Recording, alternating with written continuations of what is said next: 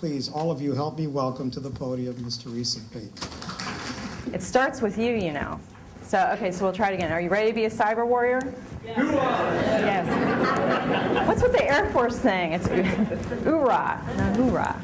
Okay, great. So, some of you have laptops, some of you have smartphones. Does anybody, while you're in here, if I allow you to, do you have access to Twitter while you're here? Awesome. Okay, so if you feel like it, when we get to questions, which I actually start with questions and end with questions, I would love it if you wouldn't mind actually tweeting out your questions to WhyCare, so # WHY no space care. I told my Twitter followers I was going to be here with y'all tonight and said that I was going to have you tweet your comments, suggestions, and questions. And for those of you who don't want to do it while you're in here, if you wouldn't mind doing it afterwards, because I think it's a great way to take the conversation beyond these walls. Because if we're going to protect our future, we're going to protect our country, this conversation has to happen beyond these walls. Okay? You guys cool with that? And the same thing for those of you who are on, if you're using the PC versus a smartphone, that's great too. The wireless isn't working for me over here, but I think that's going to be okay. It'll be fine. It'll be all right. Okay, so, I really appreciate the bio, but sometimes it's nice to know sort of what's sort of behind the bio, kind of what makes a person tick, what makes them jump out of bed in the morning. And for me, as I was thinking about this several years ago, I was reminded of a quote by Ronald Reagan, President Ronald Reagan, and he said it's so much better than I can articulate, so I'm just going to borrow from him. And really it gets down to, from a purpose-driven perspective, what are you here for, and what are you trying to accomplish, and what are you leaving for the people behind you? And that's why after leaving the White House, rather than go back into banking, I felt like sort of my next calling was to focus on cybersecurity strategies. Okay, so I'm going to make you work for this conversation. I really want it to be a conversation. So I'm going to ask you some questions first. And that way I can tailor our next kind of 45, 50 minutes together based on what you came out here to hear. So we've got about an hour together, and other than sleep, I want this to be your favorite hour of the day. So sleep is at a premium in my household. I have 3 kids, and my youngest is 10 months old. So sleep is usually my favorite hour of the day. I want this to be your second favorite hour of the day. And the way I can do that is if you kind of answer these 3 questions for me, and I'm just going to take a few notes, and that way I can structure my remarks and where we spend our time together. So the first is, what do you want to hear about today that would make this time high value for you? What are your burning issues or questions? And what scares you the most in cyberspace? So who wants to start us off? Great. So I'm very interested in your take on the White House's use of the internet for communicating with the general public. Okay. And your thoughts about the White House accidentally perhaps starting things like asking the general public to report people who maybe are misinterpreting things that the government's saying about healthcare reform, et cetera. Okay. Great question. Yes. My question about what scares me the most. I work with a lot of companies, and when I talk to them about security and software security, they don't seem very interested. And so I get scared that at some point the secret's going to be out, and everyone's going to know that nothing is secure. And I'm worried about what's going to happen to that. And I actually have a section in here that talks about sort of that executive conversation and figuring out the pain points to get them to care. So we'll talk about that and see if that kind of gets to your question. Because you're right. Yeah, you're right about that. Anybody else? Yes. Along the same line, the lack of motivation for security. I understand in a lot of them, there's no real consequences for a major breach. Yeah, unless you break HIPAA or PCI compliance, right? Something like that. Or, yeah, personal credit card compliance. Anybody else? We're off to a good start. Yes. Just a little bit on the scary side. What I have noticed is that the government constantly works to pretty much erode the people's freedom when it comes to technologies. Like, for example, if it gets to the point where you have to testify against yourself, for example, when it comes to encryption, and they say, well, you're either a terrorist or you give us a key. Okay. I think I've got an anecdote that kind of talks a little bit about that, but keep me honest on that in the Q&A session if we don't address it, okay? Thought I saw a question. Yes. So it's about what scares me. So at the end of it, if somebody has my password, then they can get all my information. That's what scares me. And as for the real question is, for all the encryption and all the things that we have, at the end of it, if somebody has that piece of information, the password, then they can still decrypt whatever we are encrypting. So how do we solve that? Okay. Okay, great question. Anybody else? Okay, great start. I want to actually address, before I actually get into the material, the White House internet communications thing, right? Because we are in a brave new world, and that was really, I kind of watched that from the other side of the fence at 1800 when that was unfolding, right? So I'd already left the administration. And there's a couple things of concern there. And I commend the new administration for their adoption of technology.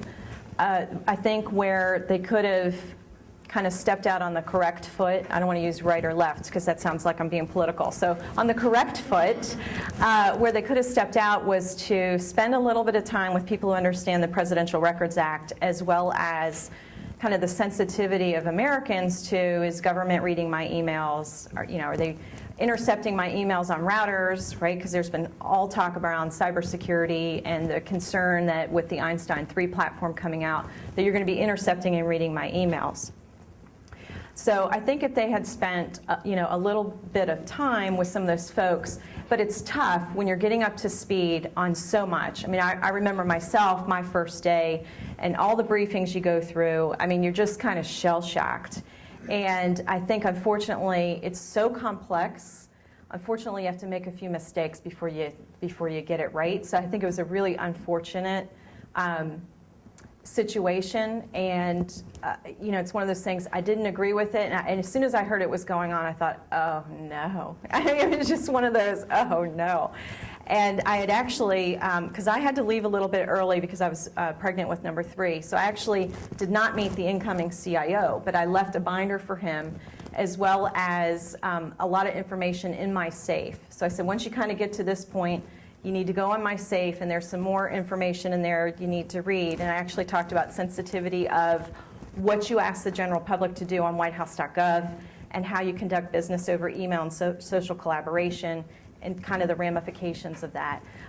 So, I mean, it's a great question. I don't really have a great answer per se. It's unfortunate for them that, they made that mistake. But I think they've learned from that. And, it's just one of those things when you're coming up to speed. Presidential Records Act, it doesn't sound, it's hard to explain it. It's so complicated.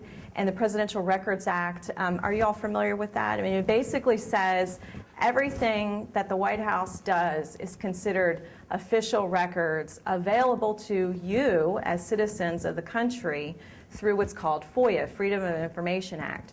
So some things are not available to you until the president leaves office. Some things are not available until they're declassified. But other sort of routine conversations and courses of business, you can do a FOIA request right now. So if you wanted to know, costs you money though, if you wanted to know who's been visiting the White House for certain meetings, depending on whose meetings were arranged, you could actually do what's called a FOIA request. And the White House would actually have to respond with those records. Best to do this with a lawyer and have deep pockets, because it costs a lot of money to do those records. So hopefully I kind of got at your question, but yeah, it was definitely one of those oh no moments. Oh no moments. And the other ones I think I'll be able to cover as we're going through the material. Great. Okay, so I also like to do some visual polls, if you don't mind. So if everybody will stand up, this will kind of help me understand sort of people's experiences. Okay, so if you were not aware that when President-elect Obama was transitioning over to President Obama, if you were not aware that people actually talked about taking the BlackBerry away, you can go ahead and sit down. So only a couple. Most people are aware of that. Okay, super. Go ahead and the rest of you can sit down. So why do you think they talked about taking the BlackBerry away, which, by the way, they did? Why do you think they talked about that? There were really two primary reasons. There were many reasons, but there were two really important reasons. What do you think the first one was? Yes? Location. Location, identity, information. You hit the nail on the head. What's the second one? How are you going to archive this? Presidential Records Act. That's exactly right. How are you going to archive all this information? So one of the things we did was in the last administration, we actually were prototyping secure BlackBerry technology, and we would have conversations with senior staff about risk versus reward. And so the first model that came out that we prototyped, which I took overseas with me on a couple different trips, we actually called it the brick. It was about this thick, about this long, and every time I put it on my skirt or my belt, it was, kind of like pull the pants down.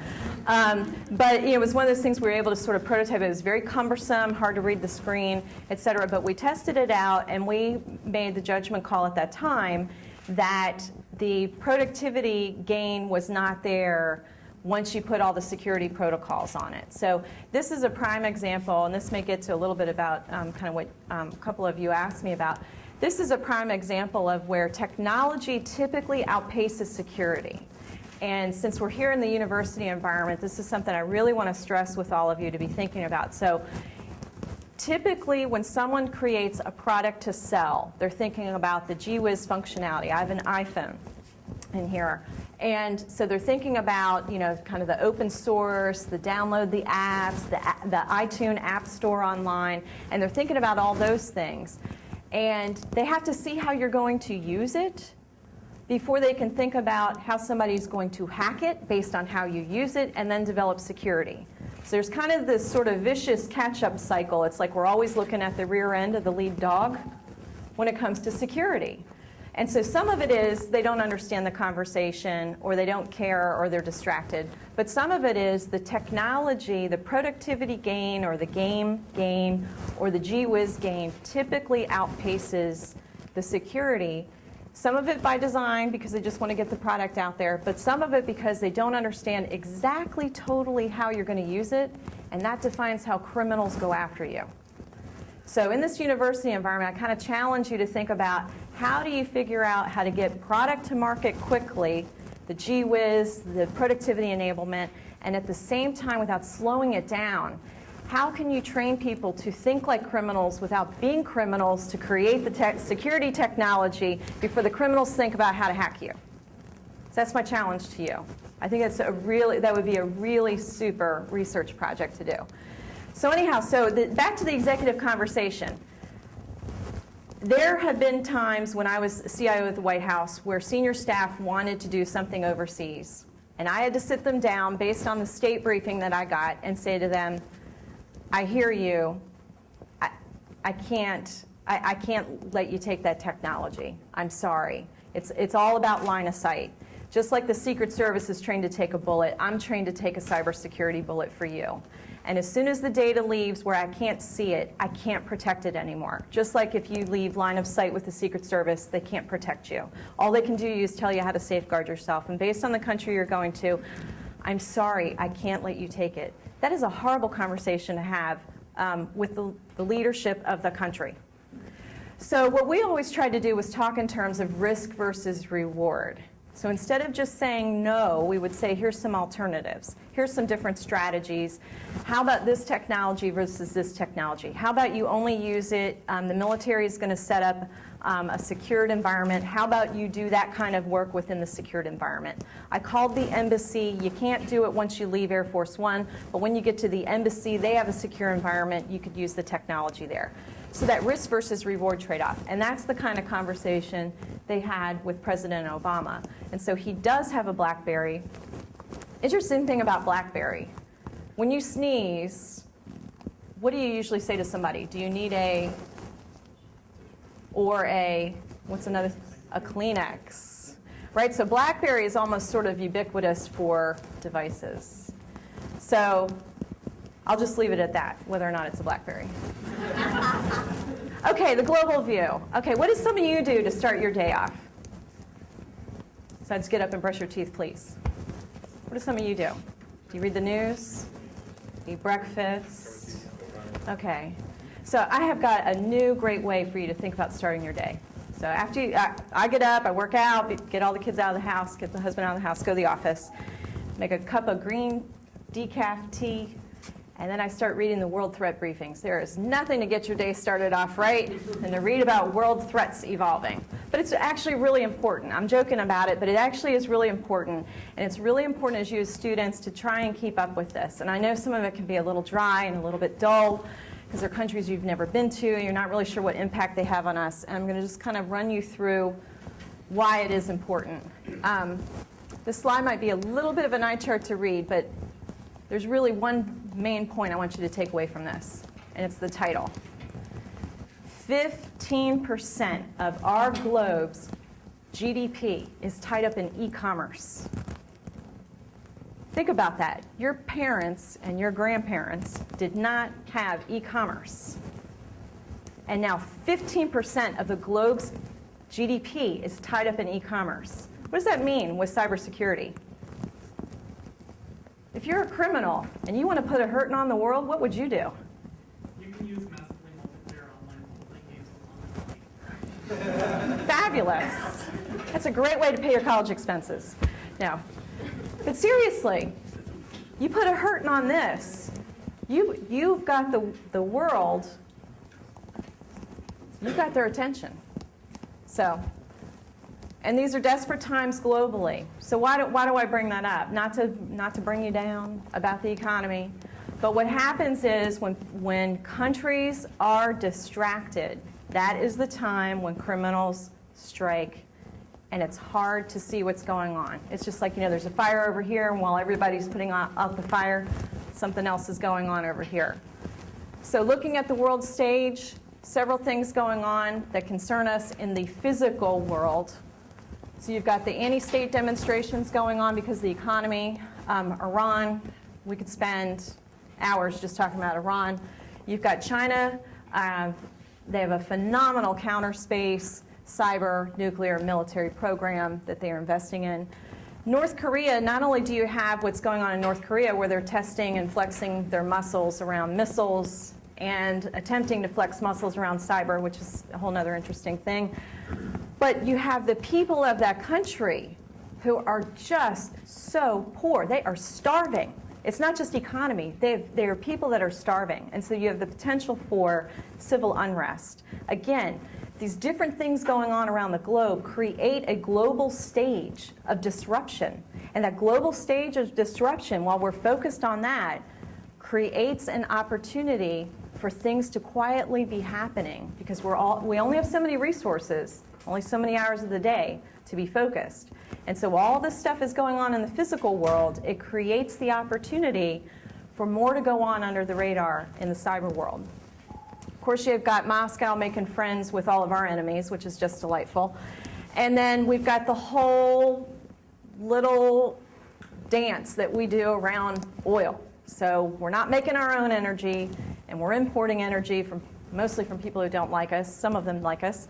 And then on top of that, there's kind of that world control thing going on with oil. So we've got some real economic challenges.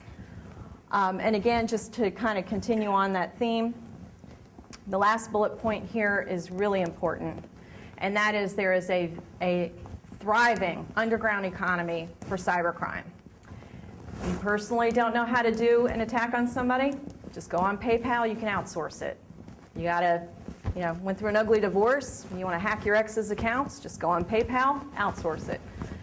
You want to take out money out of the banks, don't know how to do it yourself, go into the cybercrime economy, and you can do that. How many people, just by show of hands, heard about Operation Fish Fry? Okay, Operation Fish Fry, the FBI just broke that, and some lovely people right outside Charlotte were part of that international ring. We are so proud of our Charlotteans. They were part of an international spy ring. There were 100 people indicted as part of that spy ring, and they were basically money laundering and stealing money out of innocent people's accounts.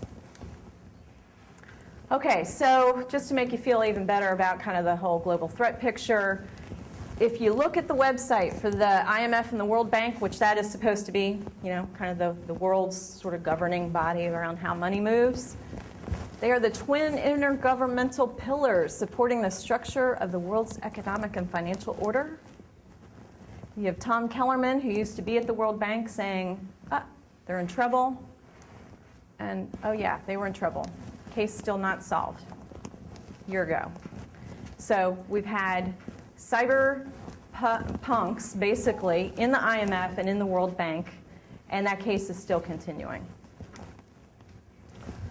All right, so Mr. Dennis Blair, who is the Director of National Intelligence, in his statement for the record, and again, this gets back to businesses not taking this seriously enough. And when I meet with businesses, what's interesting is they sort of have this, kind of back to your point, it's like, oh, well, they're just trying to steal Pentagon secrets. Just trying to steal things about B-2 bombers and the stealth bomber.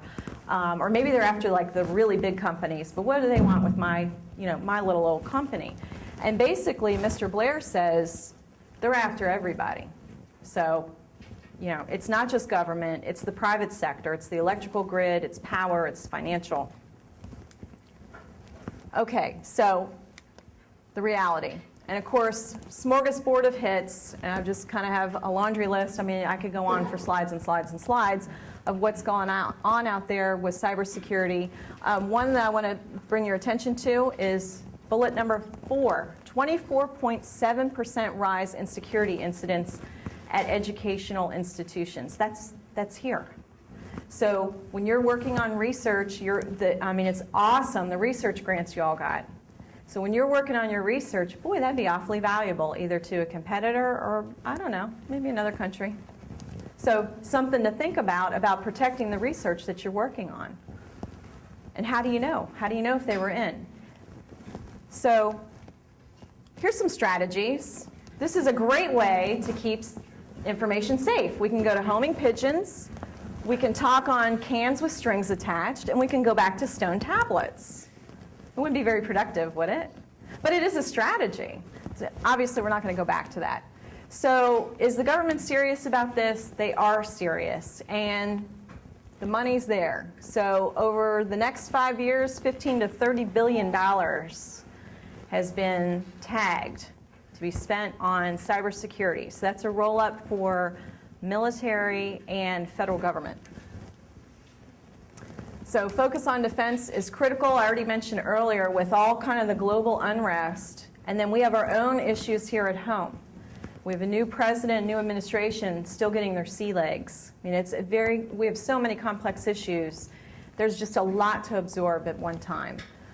We've got a lot of bailouts going on, and if you think about it, think about your tax dollars that are part of the auto bailouts and TARP bailouts. That was a lot of money wired.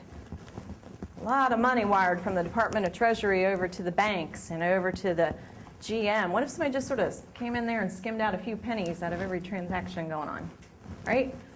So stuff like that happens. It's really critical, and it's hard to keep your eye on the ball. So then, one of the stories I like to tell is being a CIO at the banks. You'd sit at the meetings with kind of the business head, and they'd have so much money in their budget for sort of product development, right? So they have their profit and loss statement, they've got their numbers they've got to hit, and they've got this money to do projects with. And the story I like to tell is this is kind of how the discussion would go, no matter who was sitting at the table, but role-based. So, the boss would be like, I've got $1 to spend. Which one of you can give me a great return on my investment? So he kind of turns to the marketing department and they say, I'm going to give you $2 back for that $1. And he says, that sounds pretty good. The product department says, if you give it to me, I'm going to develop products, and I'm going to sell the heck out of those products. I'm going to give you $3 for every $1 you give me. Then he turns to the CIO and the CISO, and he says, what are you going to give me?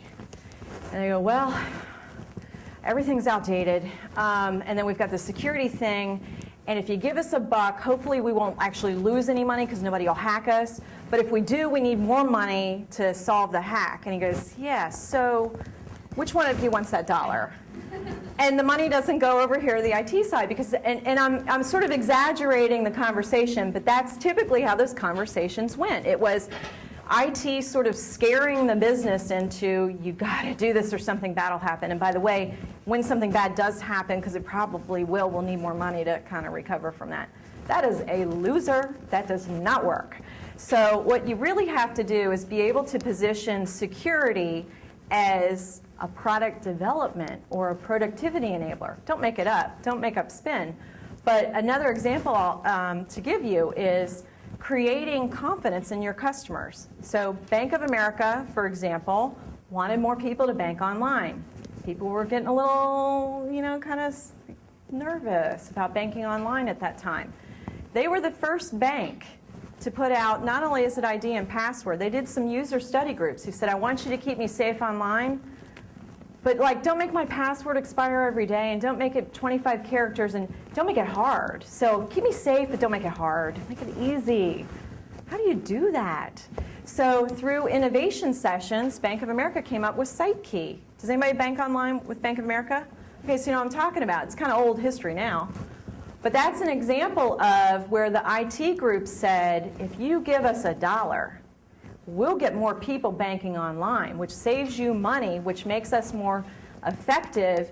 And by the way, we may get some customers from Wachovia because they're not going to be doing this. And people who like to bank online, and that's sort of their mode of doing banking, we may be able to woo some of them over. And they did. So that's an example of changing the conversation around security, and instead of talking about it's scary, it's ugly, and it costs a lot, and it always costs more, and I'm going to come back for more, you turn it into what's the business problem we're trying to solve, and how do I keep you safe? So that's kind of an anecdote for you, but we could have more kind of detailed conversations, but that's kind of one example. So, I think Richard Clark says it really well here. He says people are going to get in. So that makes that conversation really challenging. Give me money so I can protect you. And by the way, they'll probably get past me too. So people are going to get in. Design for recovery. So it's not just design for protection. It's protection, detection, and then how quickly can you recover from an event. Okay, so we talked about your mission. How many people in here have read The Black Swan? Okay, a couple people. So what's the premise of The Black Swan, just for the group?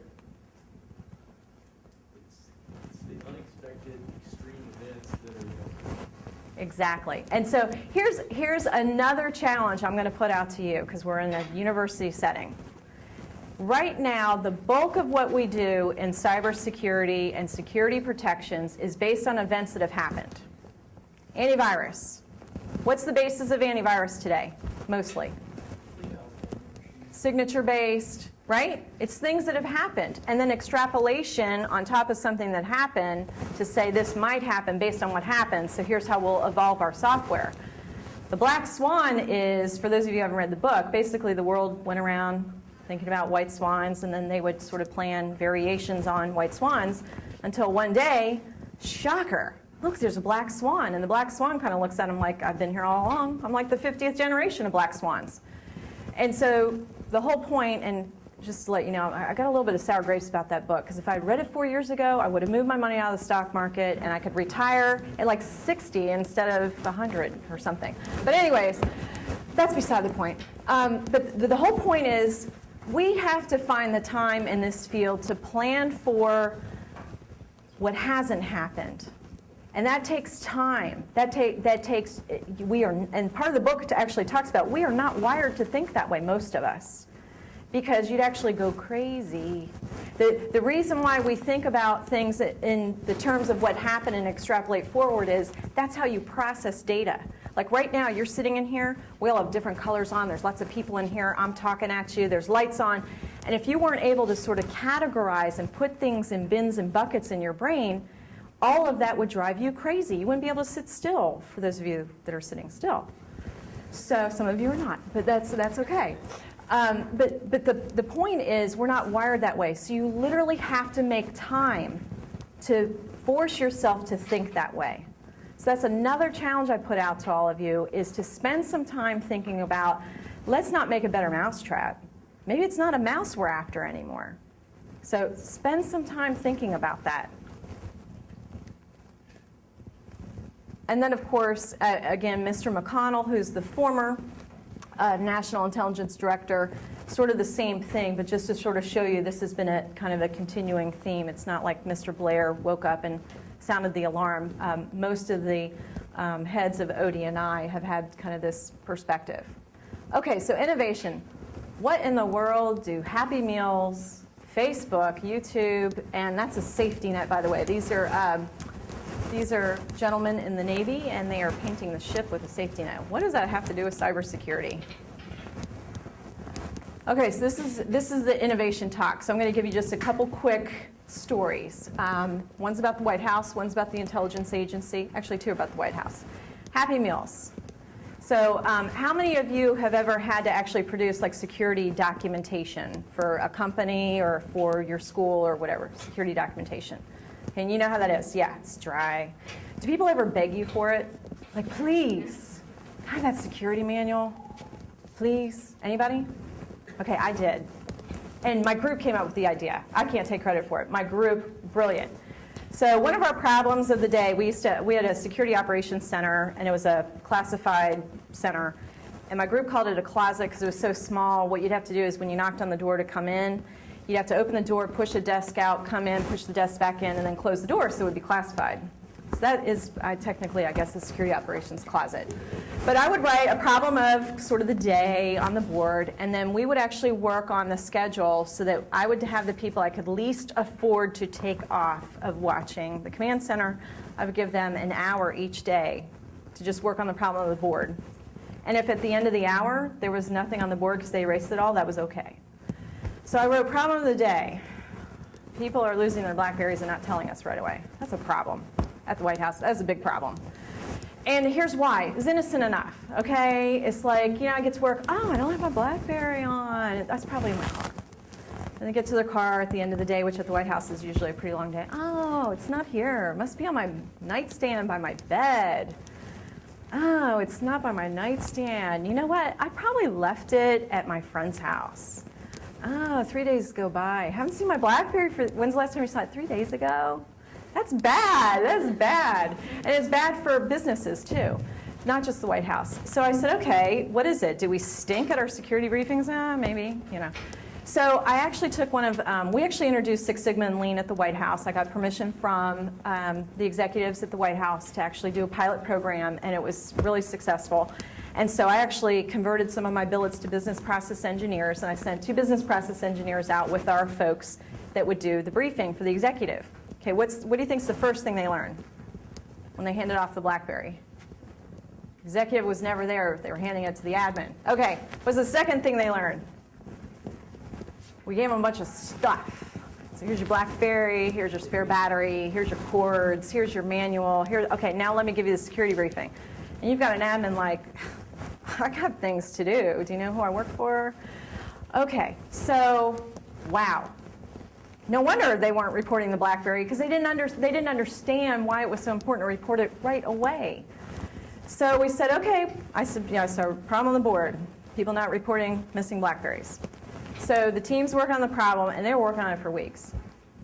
And so they finally come and see me, and they're like, we've got it. We know what we want to do. We want to pilot it. And I said, what do you want to do? And they said, we want to do BlackBerry Happy Meals.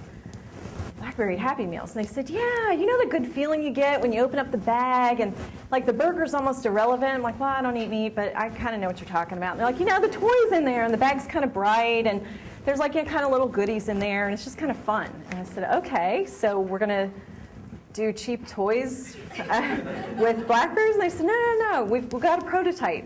So they had gotten these pink Ziploc bags and they put the battery and the cord and the whatever. And then they took the 10 most important things they wanted people to know out of the security briefing manual about BlackBerry, White House policy, and put it on a 5x7 laminated card, both sides. And then they put cool White House stuff in there, White House pins and pens and badge holders and whatever else. And I said, okay, great. Why don't we do 10 of those? I went and got it approved by senior staff. They said, sounds great. Have a good time. Let's see how it works.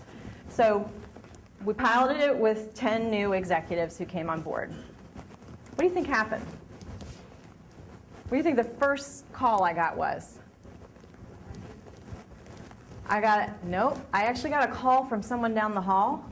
Theresa, I've had my BlackBerry for a year. I never got a Happy Meal. So I had people asking me for security briefings, okay? Because we made it a Happy Meal.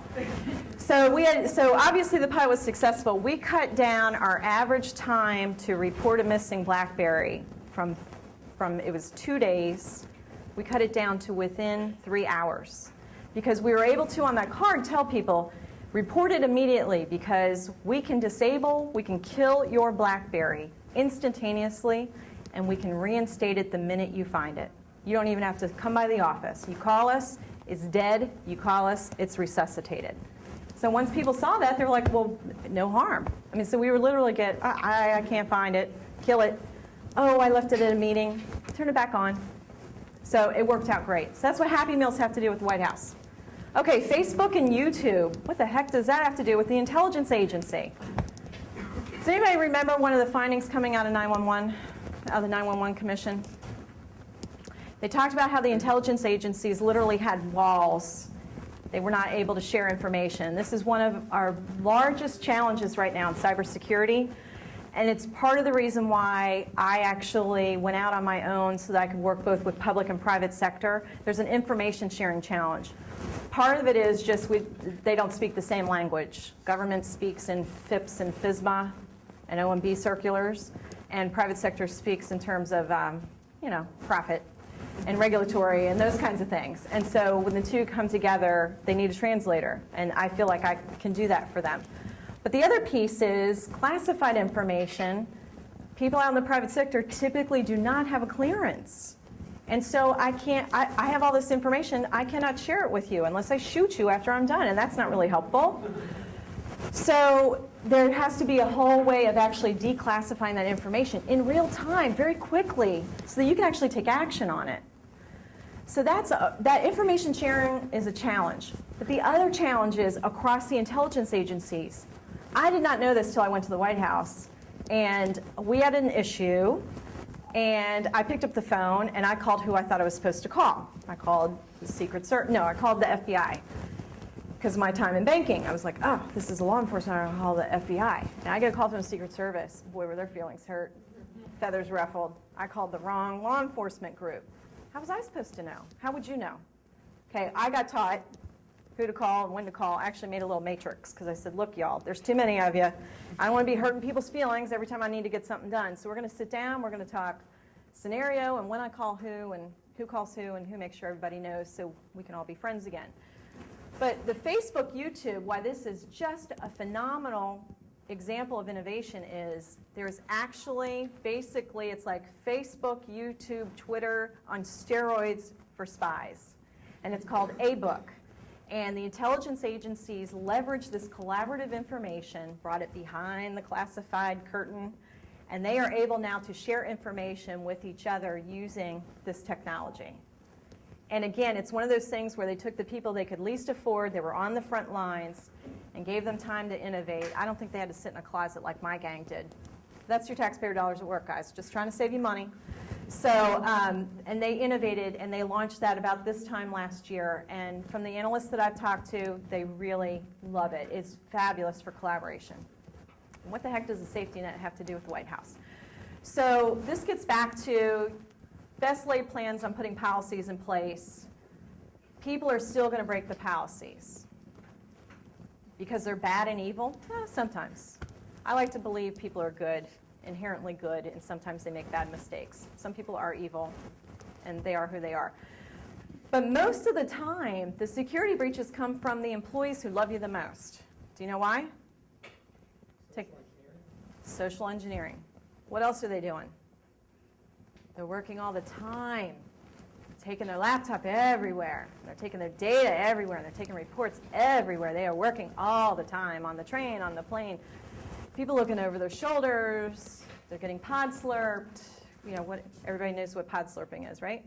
Pod slurp. So you leave your PC on like I did. Did anybody pod slurp me? I should have been paying attention. I should have locked my keyboard.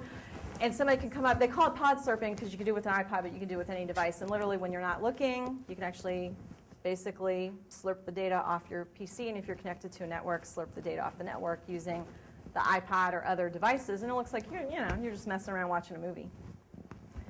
So the safety net thing, we talked about, okay, guys, we know that we're going to put together security policies, but we know these people love serving the country, which means they work 24/7, and sometimes they will intentionally break a policy to get something done, or they will actually forget about the policy in the rush to get something done.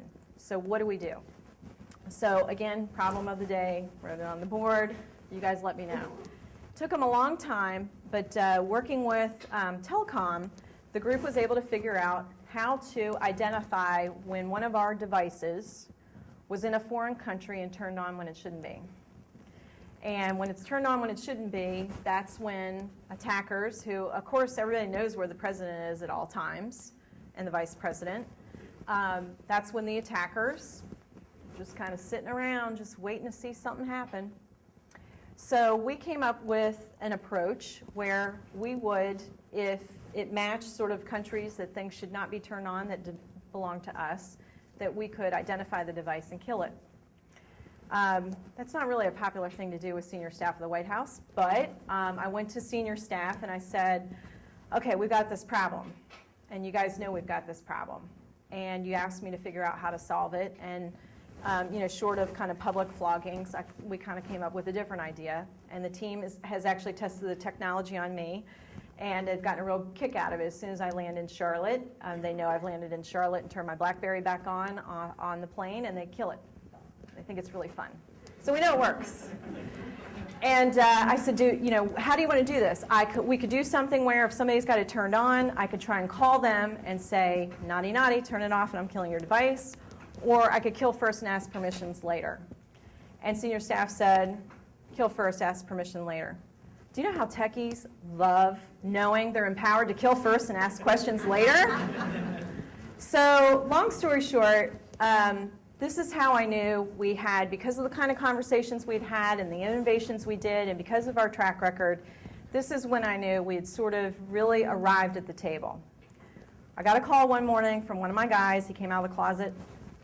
And he said, ma'am, I need you to come in the closet.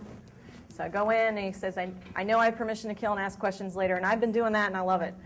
But this name popped up, and I just need you to look at the name, and I don't know what to do about it. So I looked at the name, and I said, kill it, and I'll take accountability for it. He goes, do you want to call anybody first? I said, nope, kill it. And so he looks at me, and he says, ma'am, it has been such a pleasure working for you. And I said, it's been great working with you. I think it's going to be all right. I really wasn't sure. And when you're a political appointee, you serve at the pleasure of the president. So I thought, well, I could be going home. I could be like, honey, I don't have to fly up next week. Why is that? Well, so I called somebody in senior staff, and I said, I know we have permission to kill, ask questions later, and I want you to know I gave my group permission to kill this device for this person in this country. And I heard, you did the right thing. And if you get any blowback, have them call me. I said, okay. So, of course, I do get the call from the aide. And I said, look, we'll talk about this when you come home. The device is going to be dead until you get back. And tell that person I'm sorry. And I take full accountability. So if he wants to be mad at somebody, it's me. When's he coming back? He'll be back next week on Tuesday. I'm like, okay. So long story short, that person was not able to go to the security briefing. The aide went to the briefing. The aide disregarded the briefing. The aide let his boss turn the device on. The device got killed. So when the boss got the full story, the boss said, you ever do that again, you're fired. And he told his whole team, if any of you violate that policy again or let me violate it again, you're out of here. They did the right thing. You want to talk about something like that traveling across 3,000 people. So people are like, whoa, okay, so we know that safety net, and that safety net was not there to wield power over people or to be, just to have fun killing people's devices. It was there to protect people. And that's really kind of the key, is when people violate the policy, not because they're trying to be bad people, but they're trying to get their job done, finding a way to protect them. And then also having that executive conversation, instead of telling them no, talk in terms of risk versus reward. I know you want to do this and you want to do it this way.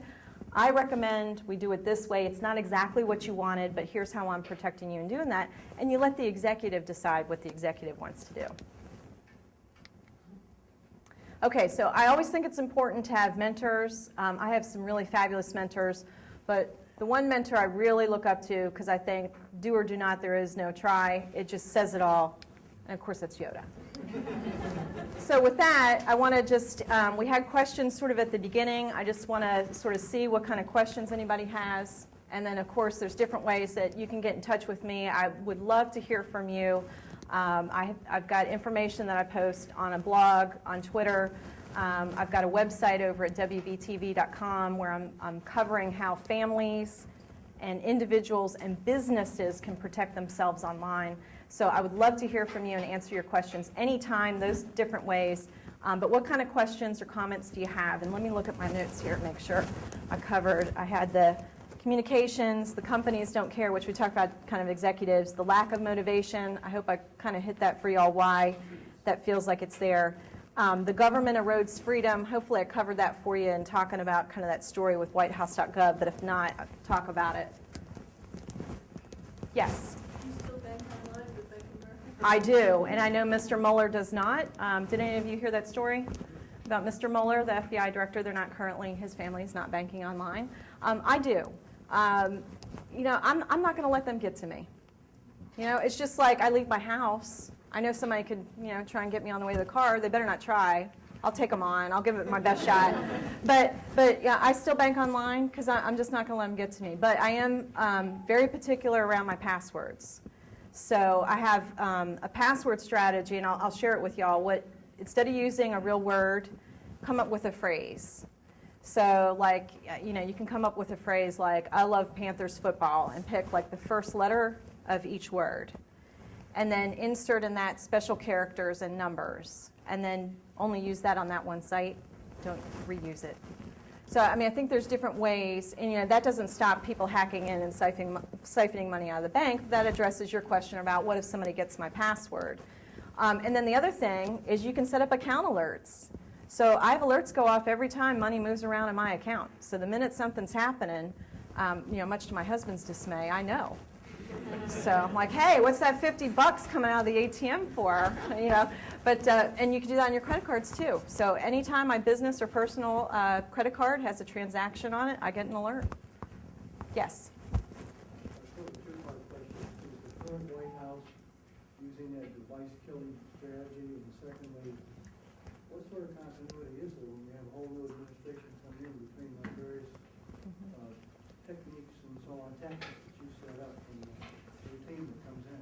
Yeah, that's a great question. So back on the first one, what's great is the technology is now catching up security-wise. So remember I was telling you the devices come out and the technology kind of comes later once people understand how consumers use it and then how criminals attack consumers. So the technology is starting to catch up, so that kill is not as necessary as it needed to be because we now have more secure devices. So that's kind of your first question. Then the second question around continuity is I sleep very well at night knowing that there are dedicated government career employees who, it doesn't matter who's in my chair, who goes through that revolving door, they are there. Some of them have been there, I mean, some of them have been there since Nixon, some people that I've met. So, I mean, and they are dedicated, they are loyal, they love this country, they don't care what party is in the White House. They are there to serve and protect the country and be good stewards of the country's business. So that's really the continuity is your dedicated government employees. We're just kind of hacks that come in for a short period of time, and hopefully we do more good than we do harm while we're there. Yes? You were saying that DoD basically banned the use of USB memory devices. They did.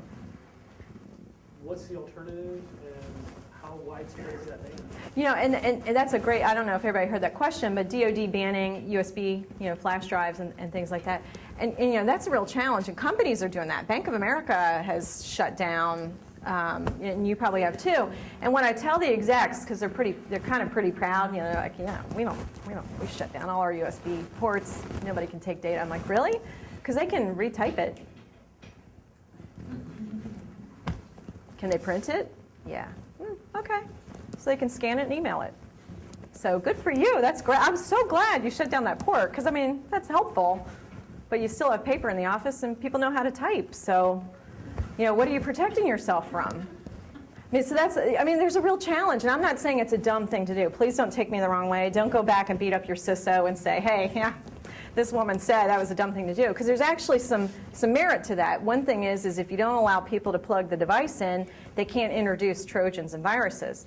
We took a different tack. What we actually said is we actually got a secure device that was NSA approved, and what we did is we actually said only this device, these serial numbers are approved to plug in. And if it's not one of those, it's not going to work. So, I mean, there's different ways to skin the cat, right, when it comes to security. So I'm not saying shutting down the ports is wrong. That's that CISO's call, and I'm sure they had a good reason for doing it. But I just say that's not the end, because there's other ways for data to leave. You know, people can war walk. Anybody familiar with war walking?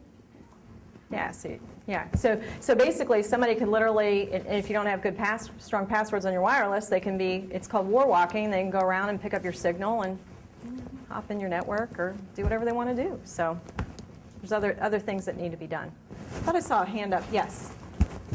There's a movement underfoot to bring social networking to government agencies to increase transparency, reach out to stakeholders, that sort of thing. And with your perspective of looking forward towards risk, what sort of things keep you away from that regard? Yeah, that's a real challenge, the whole social networking thing.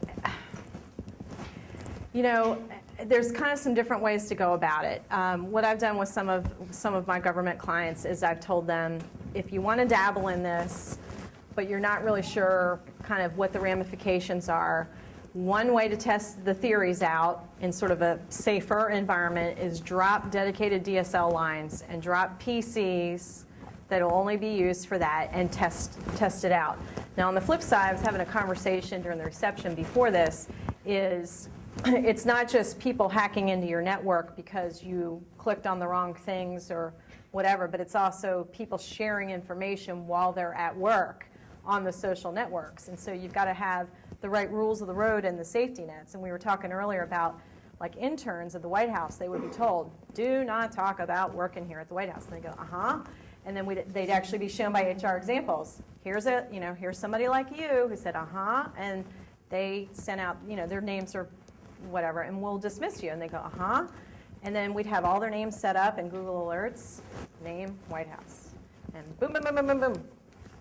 That night, wouldn't you know, we'd get hits. I was at the White House today. I was in a meeting, and they were talking about this, and I got so-and-so coffee. No, you can't do that. You can't do that. And I was saying to the person, not only were they told in training, but they were blocked from it at the office. That should have been the second clue. And I said, I won't do that. It's kind of that Bill Cosby routine. Children sometimes are brain dead, right? they have brain damage. And it was like, I won't do that. Oh, I tried to do it at work. It's blocked. I'll just do it at home. And then, so some people, if it wasn't egregious, we would say, hey, this is your warning. Don't do it again. But the ones who actually talked about, like, who they met with and what they saw in meetings we were in, we're like, you're out of here. Sorry, it's zero tolerance policy on that stuff. So the key is, one is sort of the security of your network by opening yourself up to social collaboration. And I'm not opposed to it. I think you have to architect it the right way, pilot it, test it, make sure you understand what you're doing. And I think the second thing is, what are the rules of engagement for your employees? And how do you teach them and how do you train them about what's appropriate? And then what are your safety nets that you're going to build around them when they accidentally or on purpose violate that working agreement? Does that kind of get it to your question? Anybody else? Yes. So you touched on the information sharing environment with the Presidential Directive. Can I cite this? Well, I think it starts really at, the work that the universities are doing, like you all are doing with government agencies. I think, writing good research papers and educating kind of both sides of the equation. And you also brought in something else as well, right? There's the business compliance piece. So there's not just the information sharing across the agencies, but then there's the whole, okay, now how do we hand that off to the private sector? And then people complain, how come like the banks won't come in and share what's going on? Okay, well, there's a competitive reason, and there's also something called collusion, which is breaking the law if you look like companies in an industry are colluding. So I think you're absolutely right, and I think the education process, and that's part of why I'm doing what I'm doing, is literally, universities and people who can sort of have a foot in both camps, educating people on why it's so important and being sort of that voice of reason and the translator, really the translator across the two groups. So I say, keep doing what you're doing on the education side, doing the research and writing the papers, because that's really what's going to kind of help get us to the next level. It's a complex, hairy problem. Anybody else? Well, thank you. Thank you so much. I really appreciated the time with you tonight.